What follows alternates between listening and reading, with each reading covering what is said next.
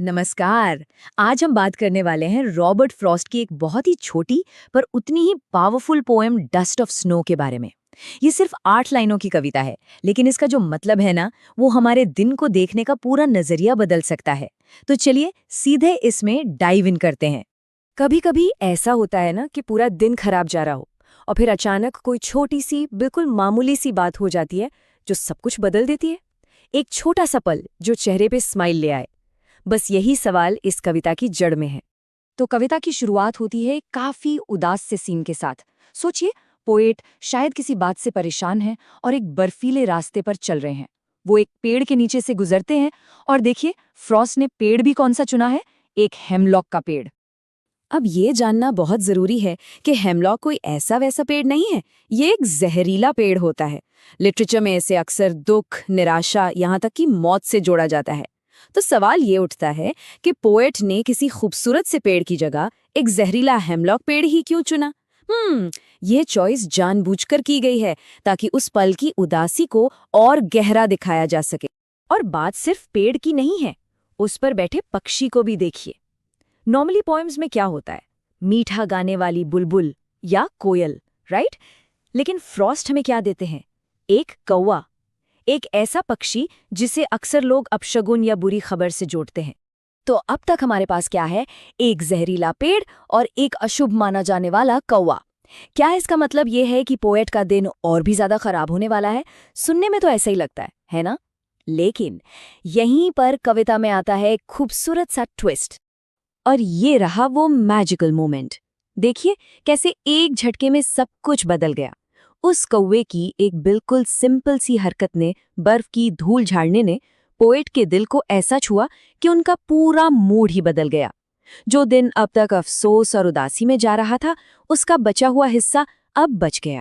कविता में एक word use हुआ है, रूड। इसका सीधा सा मतलब है पछतावे में बिताना।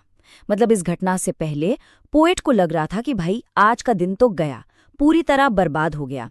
पर अब बर्फ की उस धूल के साथ उन्हें एक नई उम्मीद मिल गई।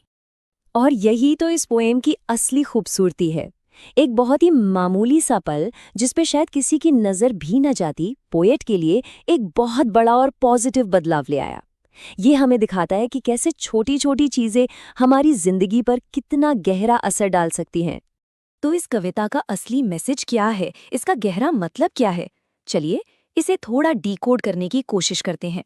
अब यहाँ देखिए, ये बहुत इंटरेस्टिंग है कैसे फ्रॉस्ट ने नेगेटिव सिंबल्स का इस्तेमाल एक पॉजिटिव आउटकम दिखाने के लिए किया है। कौवा और हेमलॉक दोनों दुख की निशानियां मानी जाती हैं, लेकिन यहाँ पर वो खुशी और उम्मीद का कारण बन जाते हैं। ये हमारी सोच को चैलेंज करता है। तो कुल मिलाकर ये कविता हमें कुछ बड़ी बातें सिखाती है। पहली, कि छोटी छोटी घटनाओं का भी हमारी जिंदगी में बहुत बड़ा महत्व हो सकता है। दूसरी, कि नेचर में हमारे मन को शांत करने की, हमें अच्छा फील कराने की एक गजब की पावर है। तीसरी, हमें चीजों को सिर्फ उनकी बाहरी बनावट से जज नहीं करना चाहिए। और शायद सबसे जरूरी बात, कि उम्मीद हमें सबसे अनएक्सपेक्टेड जगहों और पलों में भी मिल सकती है। अब जब हमने इस कविता के मतलब को समझ लिया है, तो चलिए इसे अपनी जिंदगी से जोड़कर देखते हैं। एक पल के लिए सोचिए, क्या कभी किसी बच्चे की मुस्कान, एक अचानक हुई बारिश या किसी अनजान इंसान की छोटी सी मदद ने किसी खराब दिन को एकदम से बेहतर बना दिया है? बस वही है डस्ट ऑफ स्नो मोमेंट। ये कविता हमें याद दिलाती है कि हमें ऐसे छोटे छोटे पलों को पहचानना चाहिए और उन्हें अप्रिशिएट करना चाहिए। जिंदगी कभी कभी बहुत निराशाजनक लग सकती है, पर जैसा कि फ्रॉस्ट ने हमें इतनी खूबसूरती से दिखाया है, उम्मीद और खुशी सबसे अनएक्सपेक्टेड जगहों पर मिल सकती है। हो सकता है एक अशुभ कौवे के जरिए, एक जहरीले पेड़ से गिरी हुई बर्फ की धूल में। तो अगली बार जब दिन खराब लगे तो अपनी आंखें खुली रखिएगा।